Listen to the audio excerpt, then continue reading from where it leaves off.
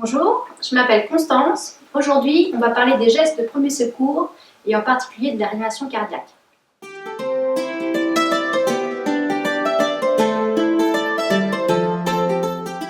Alors, quand on est en présence d'une victime, il faut tout d'abord se protéger, puis protéger la victime et l'écarter d'un éventuel risque. On va faire un premier bilan et ensuite on fait alerter ou on alerte les secours en appelant le 112 ou le 18.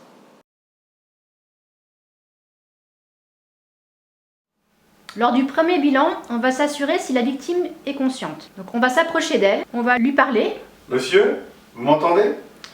S'il ne répond pas, on va lui prendre la main et lui poser une ou deux questions faciles. Monsieur, serrez-moi la main. Vous m'entendez? S'il n'y a pas de réponse de sa part, la victime est inconsciente.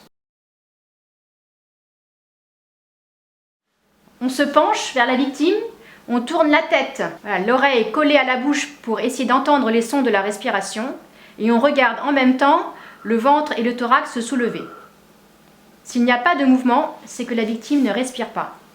Il faudra donc procéder à un massage cardiaque. Donc on va libérer les voies aériennes pour décoller la langue et permettre le passage de l'air. Pour cela, on place la paume d'une main à plat sur le front de la victime et on place 1 ou 3 doigts de l'autre main juste sous la pointe du menton en prenant appui sur l'os. Alors chez l'adulte ou l'enfant, on bascule doucement la tête de la victime en arrière en appuyant sur le front et élevant le menton. Puis on ouvre la bouche.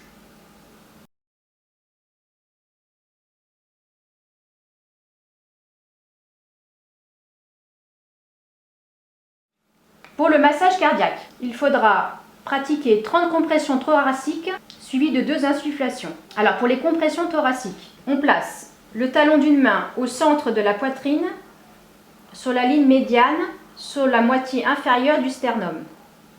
On place l'autre main au-dessus de la première en entrecroisant les doigts des 2 mains. Il ne faut pas que les doigts touchent le corps de la victime. Ensuite, on va pratiquer 30 compressions. Donc ce qui est important en fait, c'est que les compressions soient régulières. Vont suivre 2 insufflations.